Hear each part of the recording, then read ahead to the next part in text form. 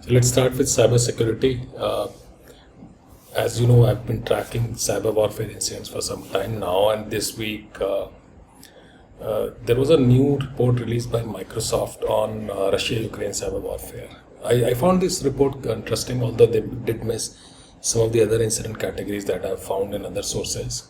But this report was mostly focused on the malware-led cyber attacks. So they reported 237 cyber attacks from Feb 23rd to April 8.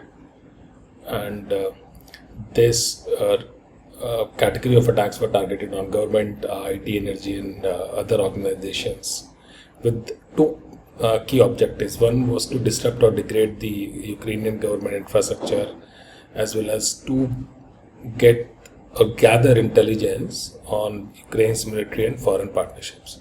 Now remember, if the systems that are provided by government, they don't function, there's a loss of trust from the regular citizens, right? So if I can't pay my water bill or I'm not getting electricity, I would just go berserk against the providers, typically the government in this case, right? Now, the activity was tracked for 6 weeks, and so week 1 it started with malwares like Foxblade and Isaac Viper. There were 22 incidents. In second week, there was no incident tracked specific to these malware. But remember, there were DDoS attacks always happening, trying to bring the government websites down. And also there were attacks that are not covered in this report. So whether it's pro-Ukraine hackers or pro-Russian hacker trying to take down other sites' infrastructure. Okay. Week 4 saw 6 incidents. Week 5 saw 3 incidents. And these malware would either do some espionage or will destroy or do damage to the target systems. Okay, and week 6 was all about Caddy, Viper, and Destroyer 2, and we have covered most of these incidents in our previous content. Now, another thing that is highlighted there is the structure of how the Russian cyber team is organized from cyber offense capabilities. One is they have a team called GRU, under GRU, other one under SVR and FSB, and some of them have multiple teams. So example, Sandworm is part of GRU, and Sandworm has been extensively covered by us in the previous content. Remember, the recent MITRE evaluations of the endpoint security product also had a scenario from Sandworm. Now, this report states that the cyber attack started before military attack, the kinetic attacks, and 32% of the total 38 destructive attacks are estimated to have singled out Ukrainian government organizations at the national, state, and city levels, and with 40% of that aimed at critical infrastructure. So we have segregated their findings into who they were targeting and type of organizations. Now, the most common ways to conduct this attack is to use the common tactics of phishing, spear phishing, or simply called targeted phishing, or they would be exploiting some unpatched vulnerabilities and also compromising the supply chain. So in this case, the Russian side hacked the IT systems provider who's providing services to some of the friendly countries of Ukraine and essentially part of NATO. Now, there are various groups like Sandworm or Nobelium. They were doing different campaigns against different departments. So the report covers all those in details. And remember, Nobelium was also part of the 2020 SolarWinds supply chain attack, and they were also involved recently in hacking anyone who's supporting Ukrainians. Okay. They launched phishing attacks against them, and simply, again, same objectives. Either it is all about espionage or it's about destruction. Okay. Now, the report also highlights how the political and military were started together. So what was happening at the kinetic level versus what was happening on the cyber side. On January 13th, while there was a diplomatic talk between Russia, US, Ukraine, NATO, and Europe that failed, Def 0586 group deployed WhisperGate malware to limited number of Ukrainian IT sector systems on the same day, right? So similarly, what they were doing is different groups were doing different things while there were talks happening at the ground layer. Now, when the actual attack happened, which was on Feb 24th, there was a company, critical infrastructure company in the city of Odessa that was compromised.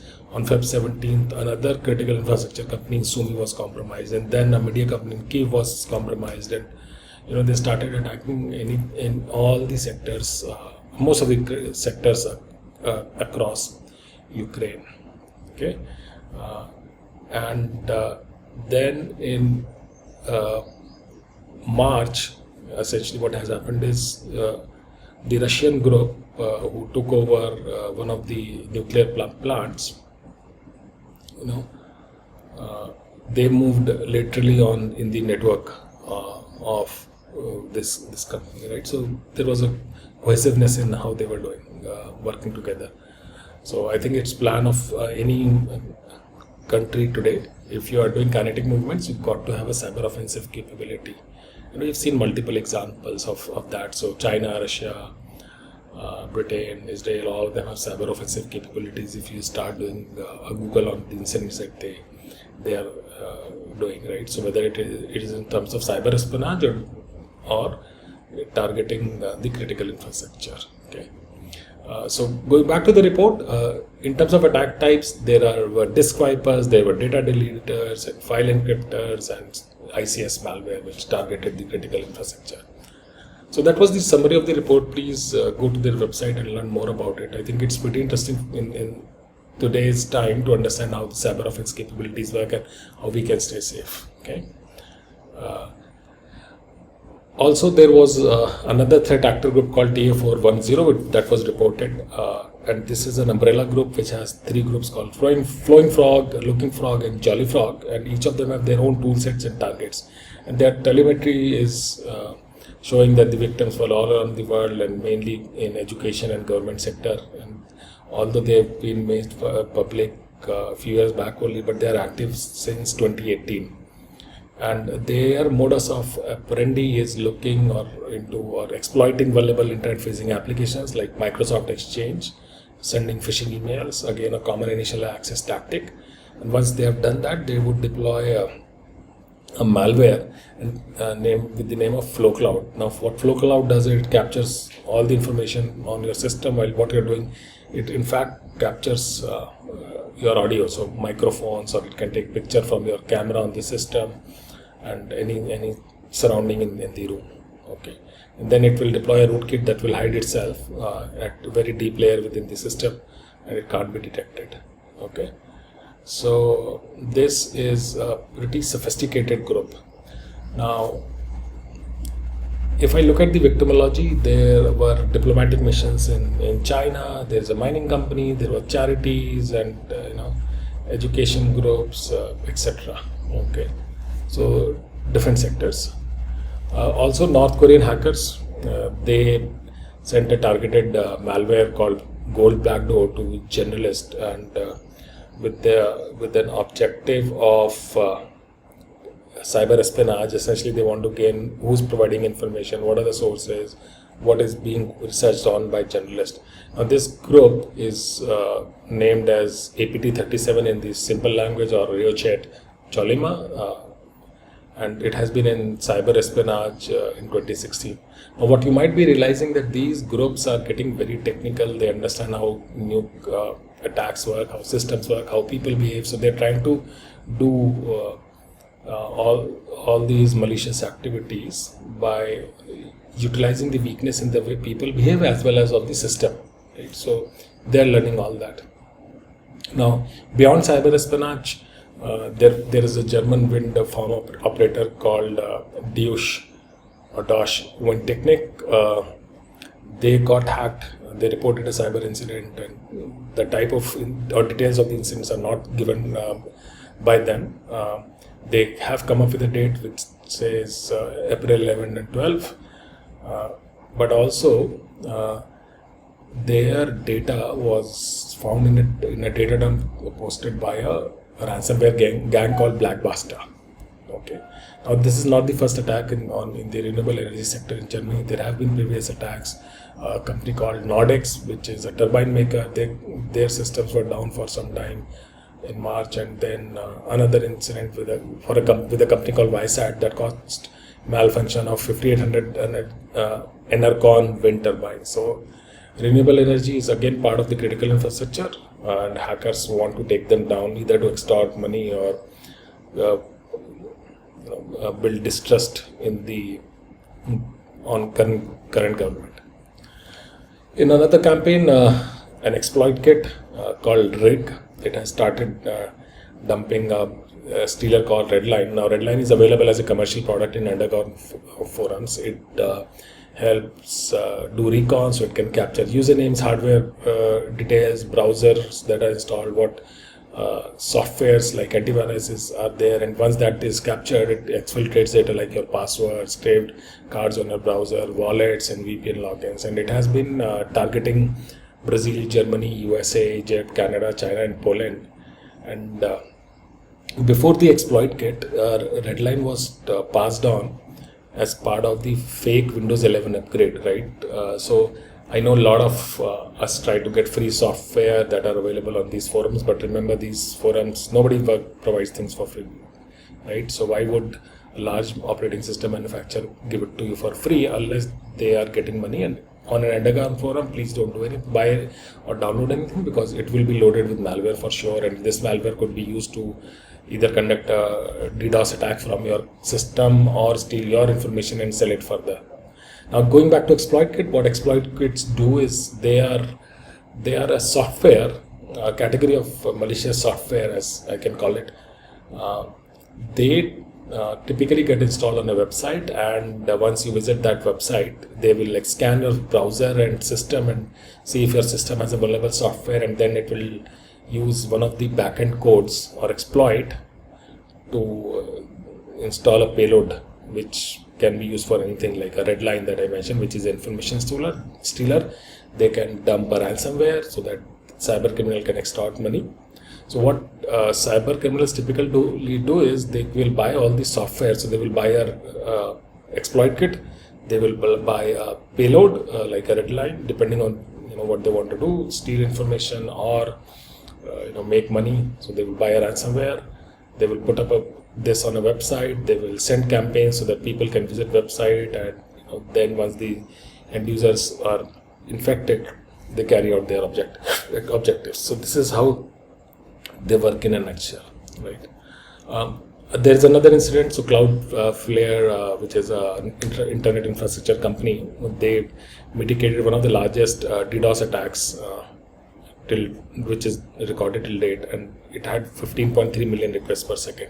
So just for refresher, when you visit a website, the web server is designed or configured to handle a number of requests per second. Now if it starts receiving anything beyond what it can't handle, it typically goes down and the regular users can't access it. So this method of DOS, denial of service, is now a common attack. So what attackers do is they try to use thousands of systems that they have either purchased or themselves infected. So we have covered some incidents like a exploit kit in the previous one, where exploit could lead to infection of your machine with a bot, which cyber criminal can use your machine to run an attack. So in this case, there were 6,000 unique bots that were attacking from 112 countries, and this attack lasted 15 seconds, right? And the countries that these systems were located were mostly in Indonesia, followed by Russia, Brazil, India, Colombia, and US, according to that data that they published. Okay, so be safe, know what you're downloading. And by the way, this was not the largest attack. The largest attack that they noted was around 17.2 million requests per second. Okay, so as cyber criminals grow more, as we use more IT-based infrastructure, the attacks will increase more. Okay, so this will keep on happening. Okay. Now another issue that was reported is that there's a package manager called NPM, or Node Package Manager. It is used typically to distribute software in Linux side, and this issue or vulnerability can allow third-party developers to package malware with their original code, right? So this is part of the software supply chain attacks. Okay, now supply chain can be hardware or a software. So hardware is, let's say I'm ordering groceries and there could be multiple parties involved. So the producer, and then the warehouse, and then the supplier or the truck company that delivers it to my house. Same goes in software, right? So it's a common thing to use open source softwares. These softwares have vulnerabilities, and those vulnerabilities can be exploited to exploit the end customer eventually. Okay, so be careful on what you're deploying. Note what's happening in your infrastructure. Monitor what's most important. So, like in our house, we monitor our crown jewels. You should do the same on software side. Now, on the camera DVR side, there is a popular provider called Lilin. They make security cameras. Their systems were found infected with a bot net called Bottenago, and what this botnet did is it added these cameras to an existing botnet group with a malware called Mirai. Mirai has been there for a long time, and this code was published on GitHub repository. So GitHub is where a lot of open source software is available. Okay, so security cameras connected any other connected devices, they are not safe. Change their passwords. Make sure your software is updated there. That's how you stay safe.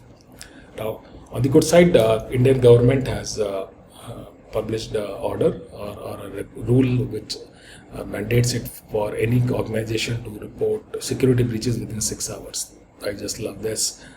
I've been talking about this for some time. A lot of countries have done that in the past, and it has become official. So the notice came on 20th April. This gets effective in 2 months, I believe, and they have given the type of security incidents. So top 20 categories they have mentioned, like scan systems that who's scanning your critical infrastructure, what's compromised, who's trying to access. So there's a lot of category of data that needs to be reported now. And one thing that's not clear is how will this data be used to make our defenses better as a country. Right? There's a lot of data. India is a large country where a lot of companies doing business.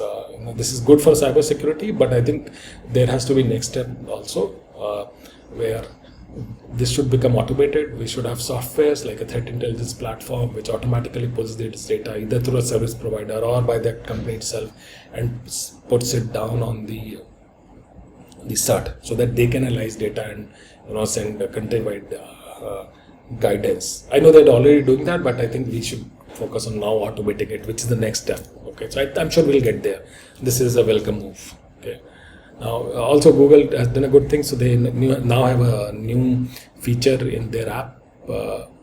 It's called the safety section. So the developers will share what kind of data they are collecting, what is the purpose, and if they are sharing this data with third parties. So this is a good thing, right? I like this. And then in US, which has been leading the cybersecurity efforts, a few good things have happened is their cybersecurity agency CISA has come up with a report which lists top 15 most exploited vulnerabilities in 2021.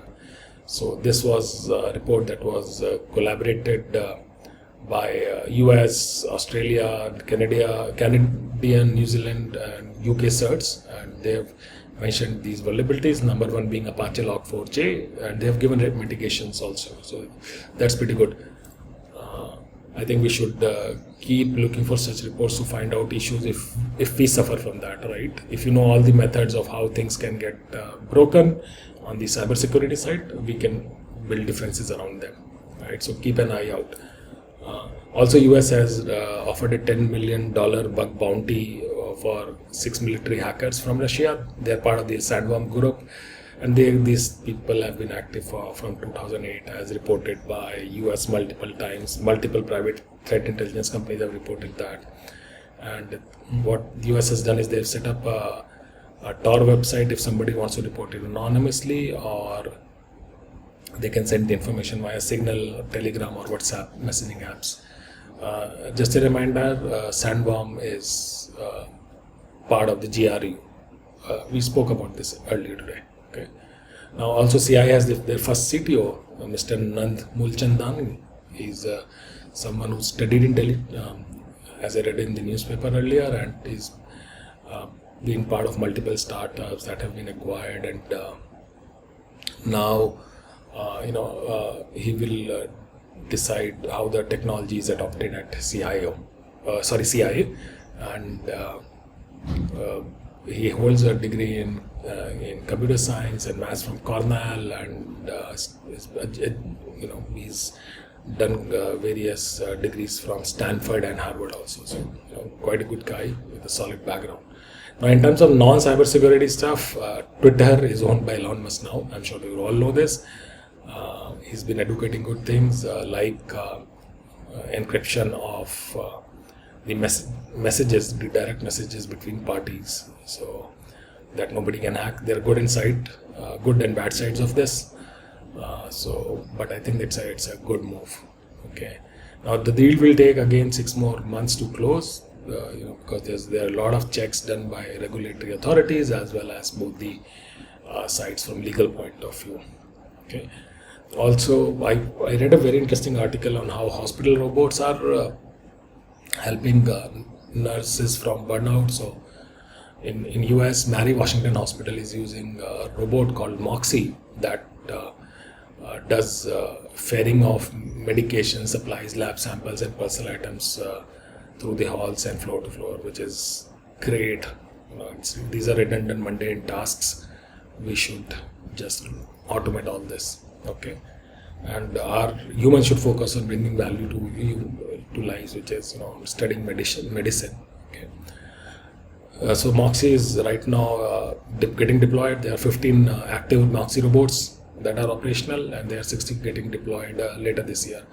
Now, I also found out that robots are being commonly used today for disinfecting hospital wards and assisting physical therapists, as well as there's a robot called RoboGear in Japan that's right now in experimental phase, and it helps to lift elderly people out of bed, right?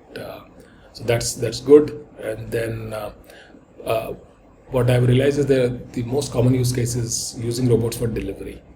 Okay, while humans focus on the productive tasks. That's a good thing. What I don't understand is the cybersecurity angle, right? So what kind of information is available with Moxie or any type of such robot? What if they get hacked? I'm sure they need to be connected to feed them data of or on how to move in the hospital, as well as they would have floor plans and etc. in their memory, right? So I hope that these companies who are manufacturing robots should be able to take care of all these issues. Okay. With that, I'm thankful to all my sources. I'll see you next time.